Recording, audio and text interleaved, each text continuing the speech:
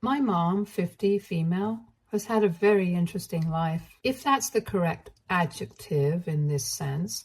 She was never a bright student, which was fine because my grandparents believed that women needed to take care of the house and family. She grew up with those beliefs and continues to hold on to them today. She got married to my dad 2 years after she finished school when she was 20. At 21, she had my oldest sister, Jasmine, now 29, female, and 2 years later, she had me, Bianca, now 27, female. Both my sister and I were always closer to Dad. He didn't share the same views as Mom and was very supportive. He encouraged us to do well in school, enrolled us in a bunch of extracurricular activities, and made it a point to always be there. He drowned me in art supplies because I loved sketching, and he never let my sister miss a single day of soccer practice because that was where she showed potential. She was always there for us. And this really irked my mother. She didn't like us having hobbies. She didn't like the fact that we were academically inclined, and our nature and Dad's support actually caused her to lose a lot of respect in her family. My maternal grandparents, in particular, didn't like us much. All of this changed when Dad passed away when I was 11. He was in a car crash, and after being hospitalized for a few days, he passed away. This was a huge emotional and financial blow for my mother, and of course for us too. I don't want to go into the emotional ordeal we went through because it's not relevant, but financially we were done for. Dad's hospital stay had racked up thousands of dollars, and we didn't have enough insurance to cover it. Most of his savings went to pay the bills, and my mother had no savings of her own since she wasn't employed. A few weeks after his death, I remember we had to sell a lot of our stuff. I sold my art supplies, my sister stopped going to soccer practice, and we were given household chores to do.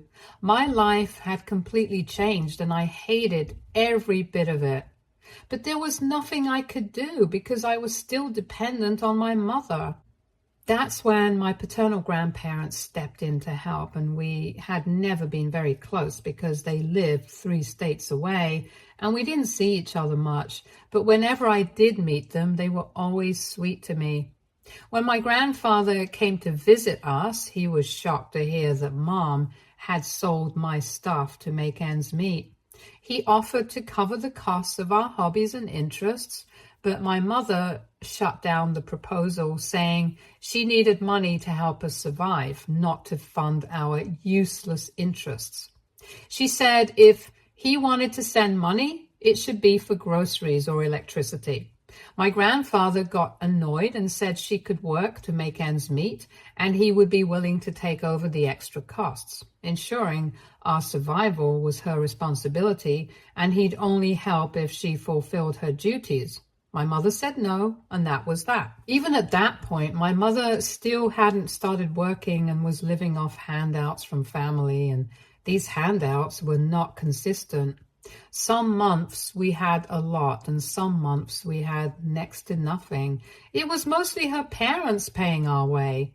She flat out refused to get a job, insisting it was the duty of the men in her family to support her because she genuinely believed it was a man's job to provide. This went on for a few months, and her parents took pity on her and us and provided for our needs. But soon enough, that money stopped coming regularly. Mom was severely cash-strapped, and Jasmine and I had to take odd jobs for extra cash. Every weekend, we could be seen at a neighbor's house, walking their dog, weeding their garden, etc. It was tough, but even then, Mom didn't start working. Finally, her parents had had enough, and they sat her down for a talk. They told her they could no longer support her and us because they had planned to live out their retirement years a certain way and couldn't afford to take care of us anymore. This came as a huge shock to Mom, surprise, because she had assumed that since Dad had died, It was her father's responsibility to take care of us since men provide. It was hard to argue with that logic, especially since my grandparents had raised her that way. But now they were changing their tune. They said it was the job of the husband to provide for his wife. And if the husband is no more, then the wife needs to provide for the kids. They were essentially cutting her off because it had been made clear to both my mom and her sister that all their property would go to their brother. It was a shit show with a lot of name-calling and tears, but my grandparents wouldn't budge. My mother asked her sister, Auntie Janice, for help. Now, Auntie Janice was a great woman and had a soft spot for us. Her husband was a surgeon, and even though they didn't interact with us much, he was willing to help. But what we got from them wasn't enough to support a family of 3, so Mom went back to my paternal grandparents. My grandfather was more than willing to help, but only on the condition that my mom worked too. She had no choice but to agree because there was no way we could survive without their help. She got a housekeeping job at a nearby hotel, and it paid decently, so our lives were back on track. With help from our uncle and grandpa, we were back to living comfortably. This arrangement continued for the next 2 years until I was 14 and my sister was 16, and that's when our mother introduced us to Dan. Dan was her new boyfriend, and they wanted to get married. One look at him, and Jasmine and I were disgusted. He looked and smelled like a pig, and I'm not exaggerating. It felt like the last time he bathed was in high school. He reeked of cigarettes and had this lost look on his face as if he couldn't register a single word anyone said to him. Needless to say, Jasmine and I didn't just disapprove of him, we hated him with all our hearts. Unfortunately, Mom was madly in love with him, or so she claimed. They got married in a hush-hush ceremony, and Jasmine and I was sworn to secrecy. We couldn't tell anyone on Dad's side of the family that Mom had gotten married again. She was worried that if our grandparents found out, they'd stop the monthly payments, and since it was a generous amount, we genuinely couldn't have done without it, so Jasmine and I kept quiet. I don't know what was going through Mom's head when she married Dan, but I think she thought that if she got married and had a man in her life, she wouldn't have to work anymore and he'd take care of everything. I'm sure that was her assumption because a week into their marriage, she quit her job and was back at home. Problem was, Dan was unemployed, chronically unemployed.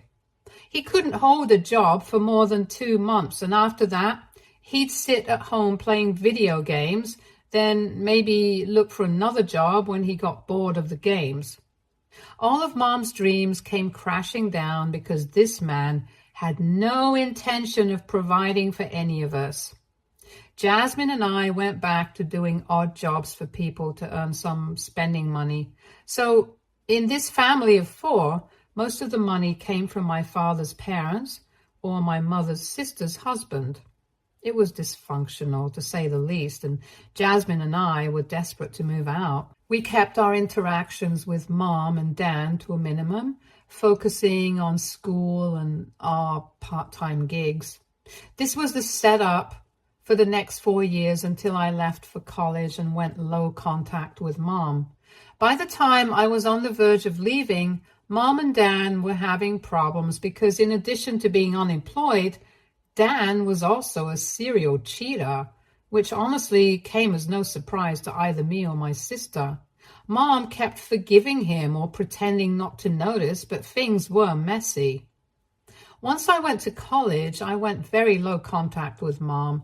I stayed in touch with my grandparents and aunt and uncle, so somehow my mother always had information about what was going on in my life. I graduated from college when I was 23.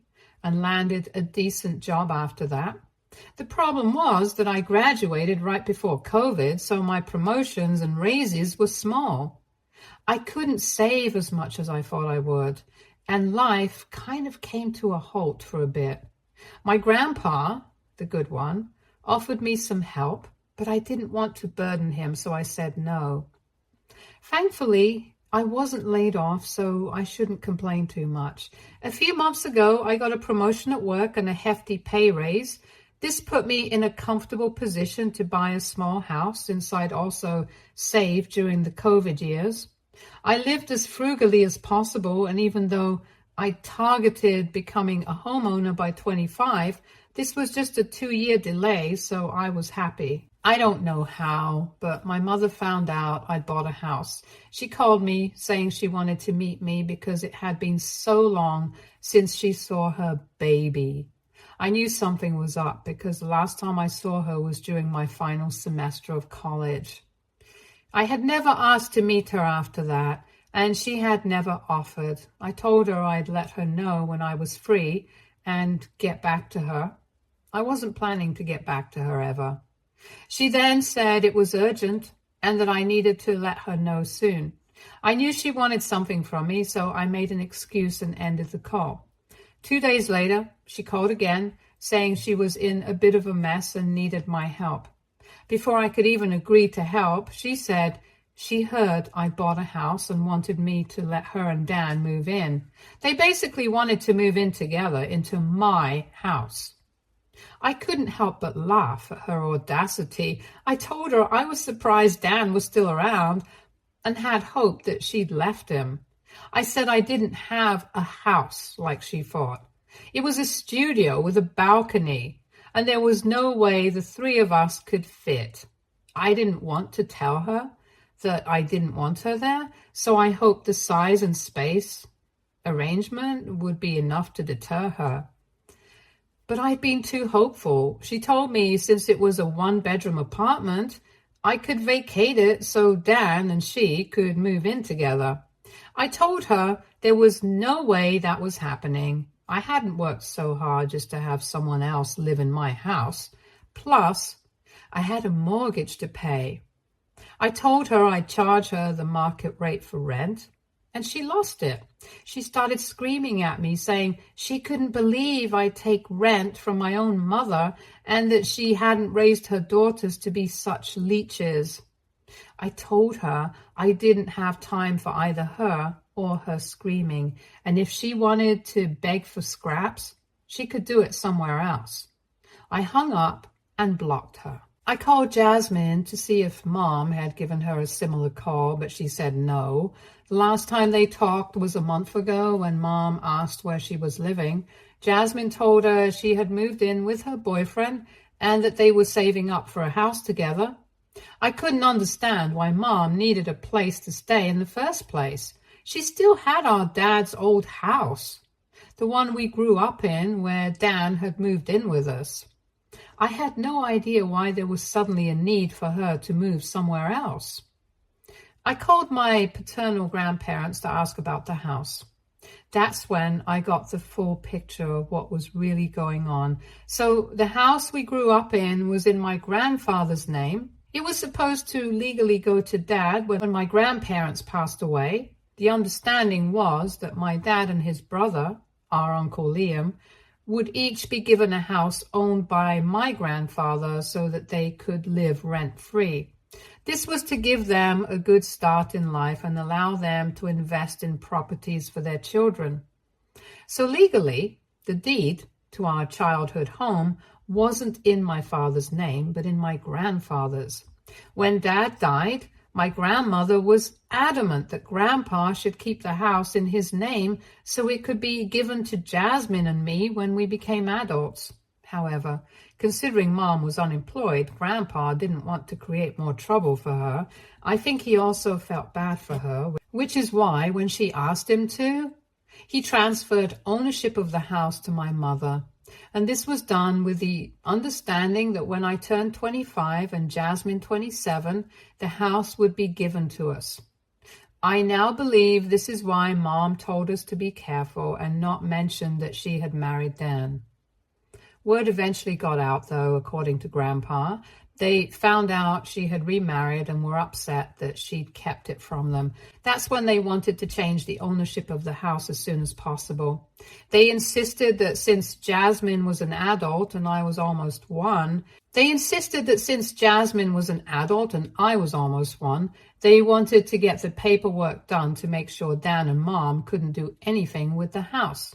But very conveniently, a few weeks after they made their intentions clear, Mom told them Dan had left her for another woman.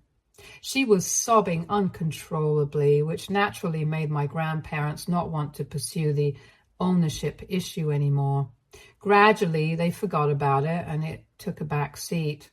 That was the last time they talked to her about the house, and their contact with her had been sporadic since. I told Grandpa that Mom had called me saying she wanted to move into my house with Dan. If that was the case, what had happened to Dad's house? He said he tried to find out because he had no idea she'd gotten back with Dan or that she was planning to move. I have a bad feeling about this, and I'm sure it's going to erupt into more drama soon. Edit. To everyone who commented, surprised that I didn't know such important details about my mother's life. This is what happens when you go low contact. I chose to cut her out of my life, and I have no regrets.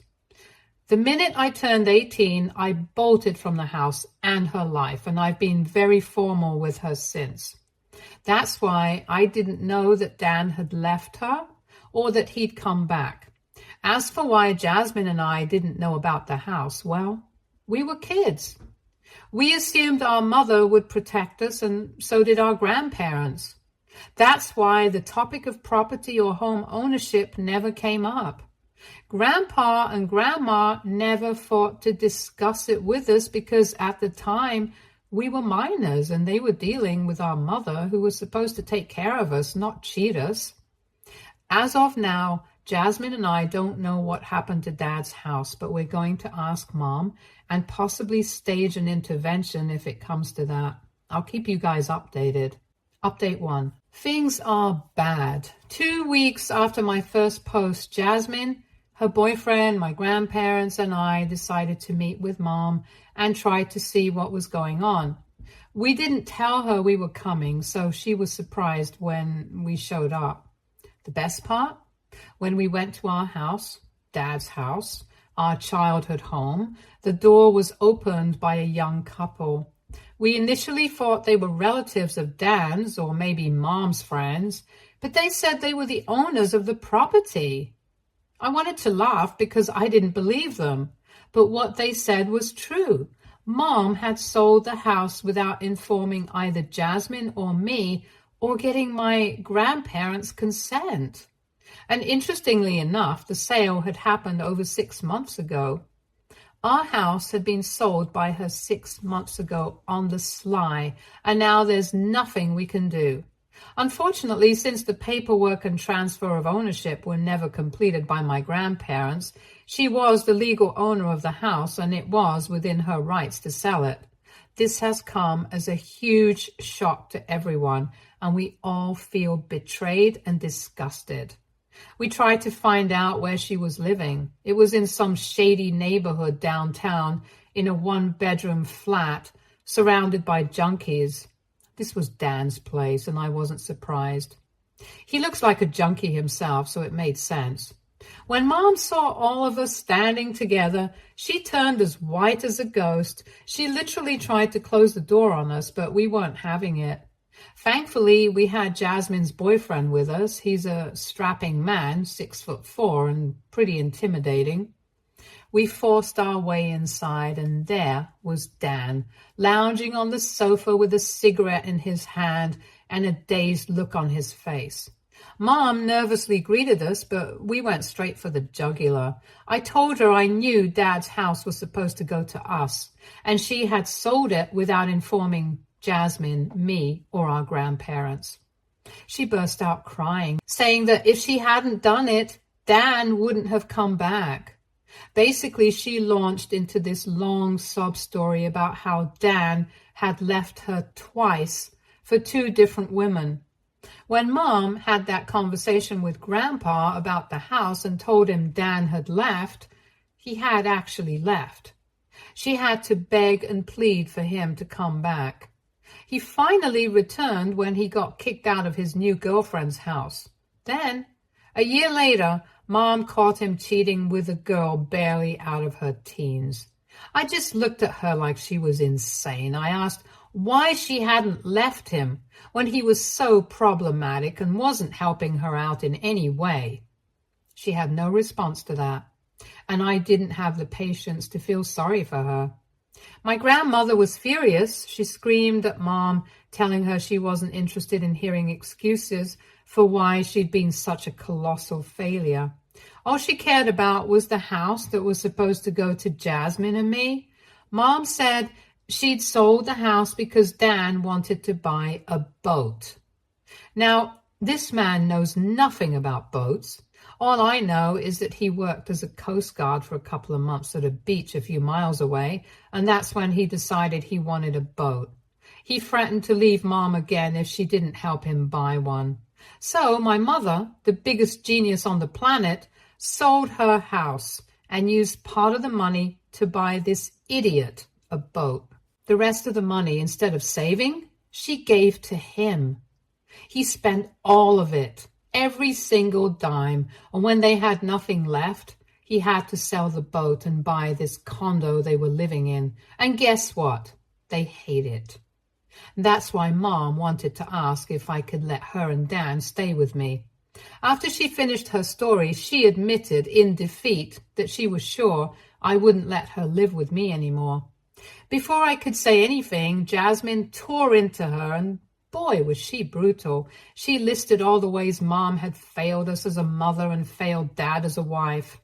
She had robbed us of the one thing that would have kept us connected to our father, just to support her deadbeat husband who didn't care about her. She told Mom she was dead to her and should never expect to hear from her again. I couldn't say much because I was still in shock, but I agreed with Jasmine. There was nothing I wanted to do with my mother. Mom started sobbing, saying she didn't deserve to be treated like this. We told her she did. She had stolen from us, from our grandparents, and most importantly, she had robbed us of a connection with our childhood and our father. We weren't going to forgive her, ever. We left. Since then, she's tried calling us and our grandparents, but none of us are speaking to her.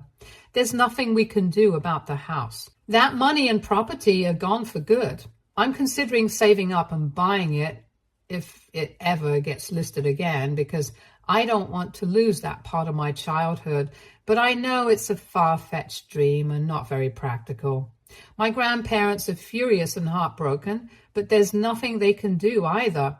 Grandpa keeps cursing himself for trusting her, and we keep telling him he couldn't have known she would do this. It's just a sad state of affairs, and we all feel helpless. Update 2. Dan left Mom again. I know it sounds cruel, but I love every bit of it. Apparently, she's been trying to get in touch with us using new numbers and whatnot, but neither Jasmine nor I have responded. She tried to involve Auntie Janice. I got a call from her last week asking me to talk to Mom. I told her not to get involved and spilled everything to her. She was horrified because she didn't know the house was supposed to go to us. She apologized for trying to take Mom's side and has since blocked her. Whatever little updates I got from Mom were through Auntie Janice, and she told me Dan had left her. Mom is now homeless with nowhere to go. Auntie Janice and her husband were initially willing to take her in, but after they learned what Mom did to us, they put their foot down and said no. Yesterday, I got an email from Mom. She basically said she was down and out, homeless, and had nowhere to go. She asked me to let her stay with me while she looked for a job. I know it's a lie. She's not going to look for a job, and if I take her in, she'll never leave. I haven't responded yet because I don't want her here. But I also feel bad about letting her live on the streets. She genuinely has no one who would be willing to help her. I know she brought this on herself and she's the only one to blame, but I can't help feeling sorry for her. I hope I don't cave because I know if I do, she'll ruin my life. Update 3. I told Jasmine about Mom's email and she said she got something similar and she hadn't responded either, but said that deep down, She was tempted to help her. Jasmine told me she'd support my decision, but advised me to think it through carefully because we both know what Mom is like, and if I let her in, she'll control and destroy whatever peace I have. After a long talk, Jasmine knocked some sense into me, thankfully. I ended up responding to Mom. I wrote her a long email telling her I wouldn't help her, neither now nor ever. I let everything out, the betrayal, the anger, the resentment, the disgust. I marked her email as spam, so I don't know if she's responded. I did send her contacts for some women's shelters that could help her, but that's as far as I'll go. She has been emotionally negligent and financially malicious our whole lives, and she doesn't deserve our help anymore. I don't know what she's going to do, and I've asked Auntie Janice to keep me out of it. I don't need updates on her life. She's not my mother anymore, and she was the worst part of my childhood. I'm ready to leave her behind. Stay tuned for more stories from Our Girl Relationships.